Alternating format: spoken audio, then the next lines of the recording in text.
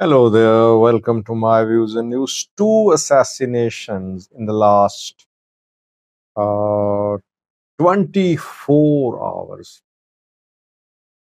One happened in Iran and the second one in Sudan. Two global level leaders were targeted in the assassination attempts. What happened?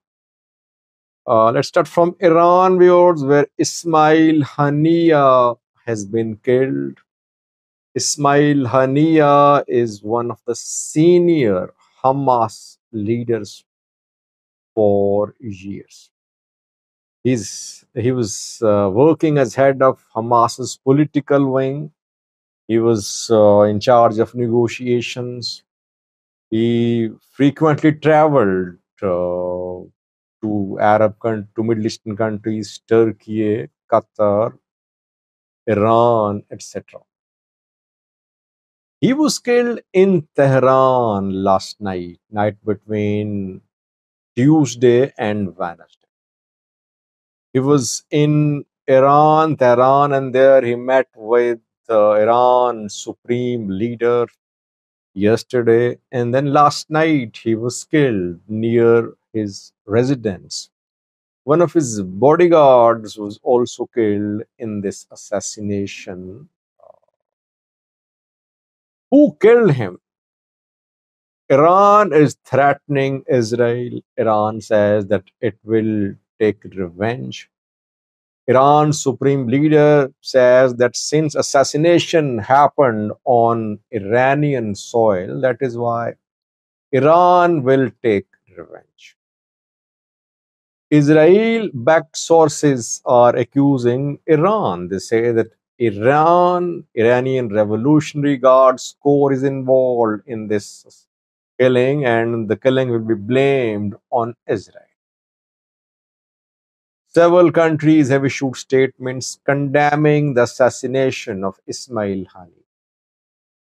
Ismail Haniyeh's funeral ceremony will be held in Tehran tomorrow, and then his dead body will be transported to Doha, Qatar. But one important question is that uh, isn't it a humiliation for Iran that it cannot protect people on its soil? Iran claims to be a military force. Iran has been confronting Israelis, Americans for years. Iran has been paying the price as well. Iranian economy devastated, Iranian suffering definitely. But can Iran protect its leaders, others? Qasem Soleimani was killed in Iraq, Iranian senior general, a few years ago. Iran vowed to take revenge. Nothing happened. Iran fired a few missiles close to American bases in Iraq. Then a few months ago, again, some senior Iranian officials were killed in an attack by Israel on Iranian territory. And now an assassination. What was Iranian intelligence agency doing? It did not know that foreign agents were operating on its soil. Or is it the work of Iranian intelligence agency? Ismail Haniyeh was close to Turkey. That is why Israel-backed sources are trying to put the blame of this assassination on Iran.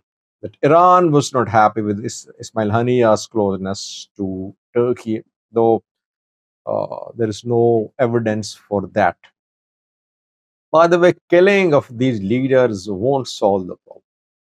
If Israel thinks that it can just put an end to the movement of Palestinians by killing leaders, it won't bring about any change. Why? Because Palestinians are convinced. They teach their young ones, their kids, that we're ready to die. You are dying to protect your land, your religion. If one dies, another one replaces. Ismail Haniyeh died, killed, you'll see another one replace him.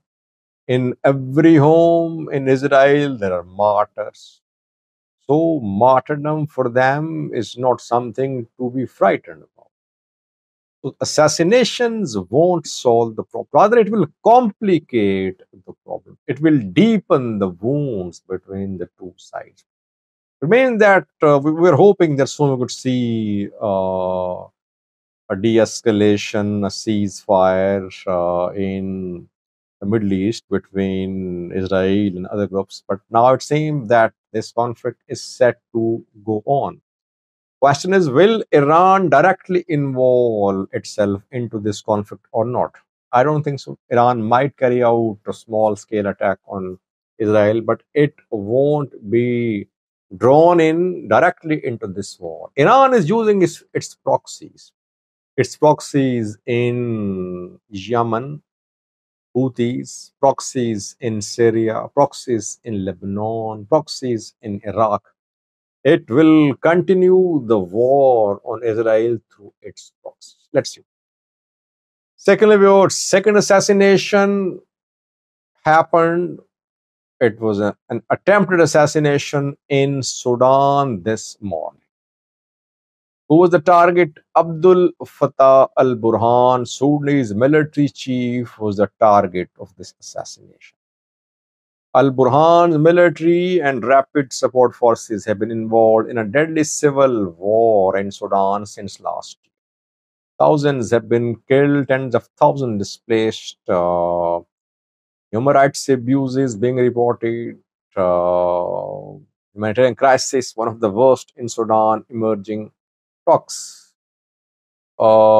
Several initiatives for talks have been launched, but no success so far. RSF and military are in control of large parts of Sudan. Sudan is virtually split. Al Burhan was in Red Sea State this morning.